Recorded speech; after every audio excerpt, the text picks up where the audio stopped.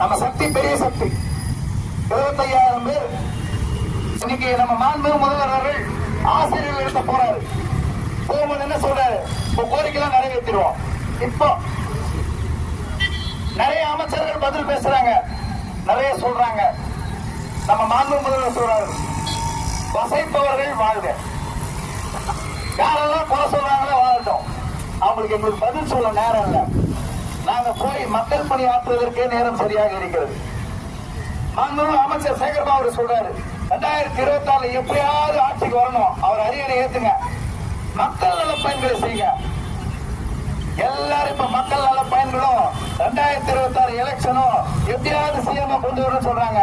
நாங்க சொல்றோம், நீங்க மக்கள் நல பயன்களை செய்யணும்னா டாஸ்மாக் உட்பட தூய்மை பணியாளர் உட்பட தமிழ்நாட்டில் உட்பட எல்லா தொழிலாளியும் பணியந்திரப்படுத்துங்க. மக்கள் நல பயன்கள் அதுதான் இருக்குன்னு நாங்க சொல்றோம்.